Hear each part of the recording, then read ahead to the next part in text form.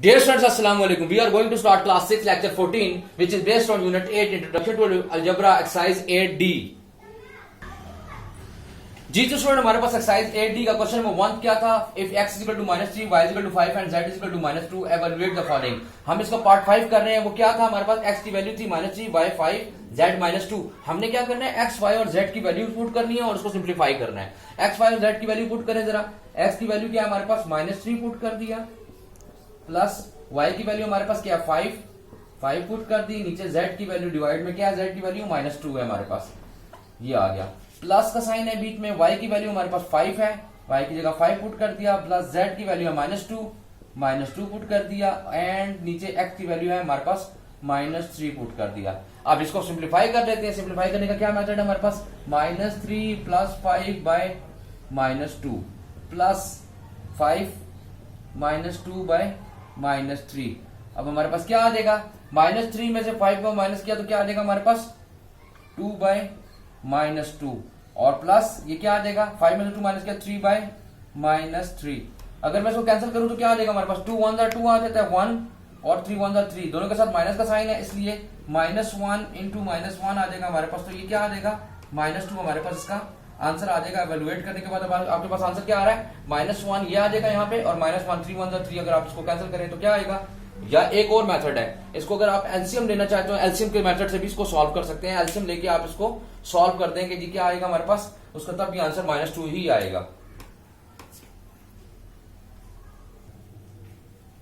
जी तो student question number 1 का part 6 हमारे पास है 2x plus y minus z and x minus 3y plus z. अब इसमें क्या करना है? वही हमने प्रोसेस बार बार कर रहे हैं. हम एक ही चीज को रिपीट कर रहे हैं बार बार. क्या?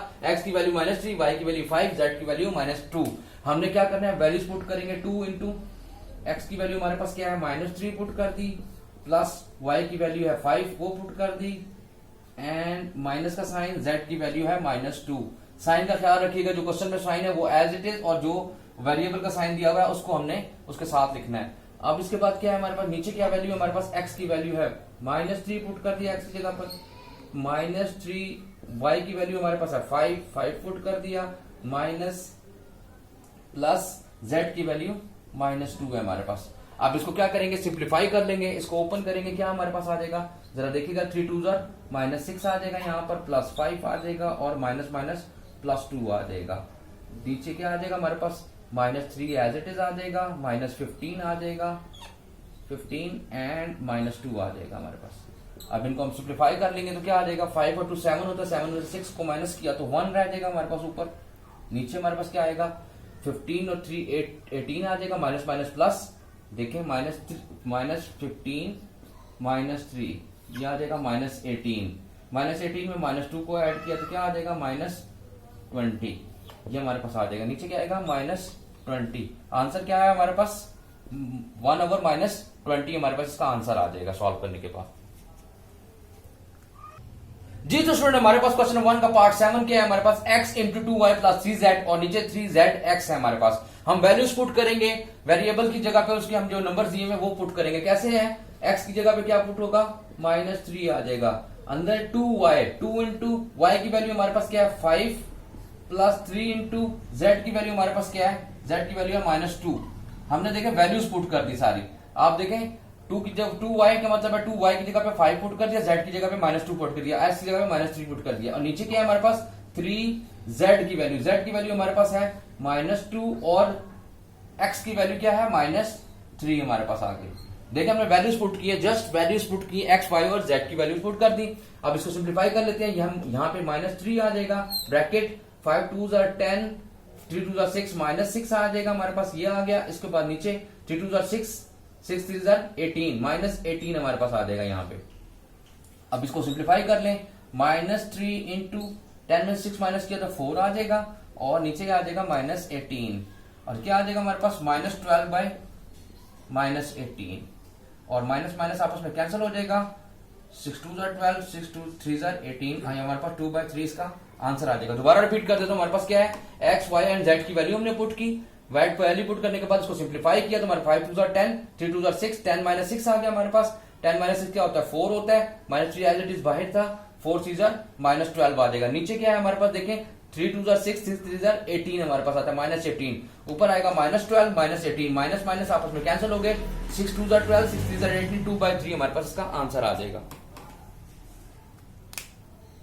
स्टूडेंट ये देखें दोबारा से इसको, -3 2 6 6 3 18, माइनस और माइनस प्लस 18 आएगा, यहाँ पर प्लस 18 आएगा, प्लस और ये 4 2 12 -12 आएगा, यहाँ पे -2/3 हमारे पास आंसर क्या आएगा। दोबारा रिपीट कर रहा हूं कि माइनस और माइनस प्लस आ जाएगा, 3 2 6 6 3 18 प्लस 18 आएगा, फिर यहाँ पे क्या आएगा 4 3 12 -12 आएगा, यहाँ पे माइनस का साइन है, यहाँ पे प्लस का साइन है। अब ये माइनस का साइन एज इट इज रहेगा, क्या आ जाएगा हमारे पास -12/18 है हमारे पास, 6 2 12 6 3 18 -2/3 हमारे पास इसका आंसर आएगा। क्वेश्चन 1 का पार्ट 8 हमारे पास क्या है, x³ + 3xyz - y³ + z³।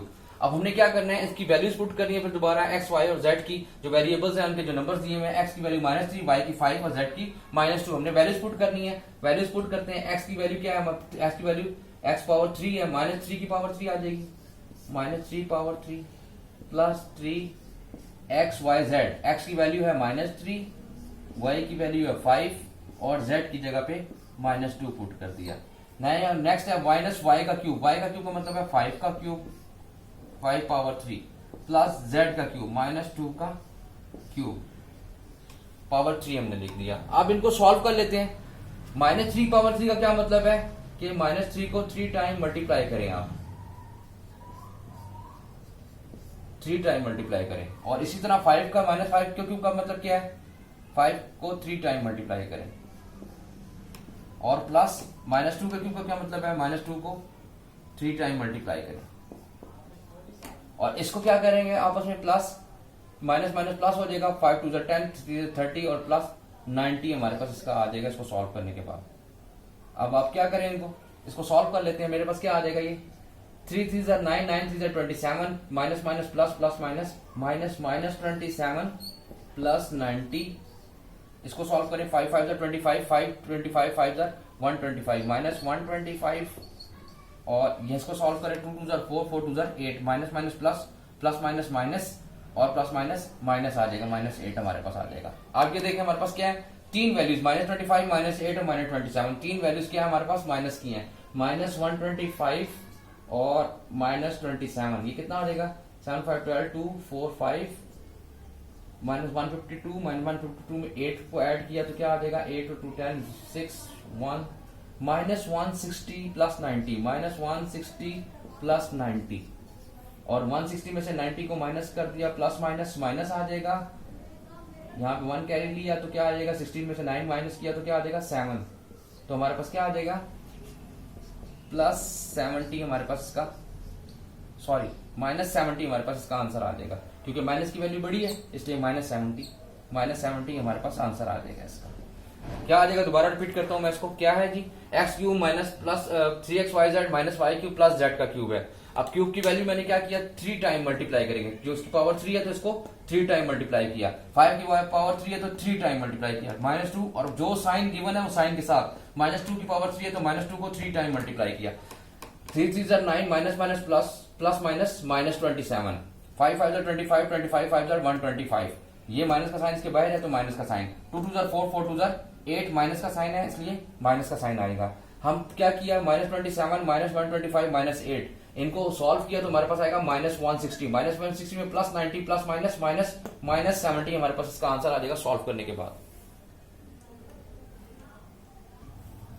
जी तो स्टूडेंट लेक्चर 14 का हमारे पास होम टास्क या होमवर्क क्या है, एक्सरसाइज 8D का हमने क्वेश्चन नंबर 1 से का जो पार्ट किए हैं, पार्ट 5 से लेके पार्ट 8 तक, वो आपने नीट क्लीन एंड क्लियर अपनी कॉपीज के ऊपर सॉल्व करने हैं।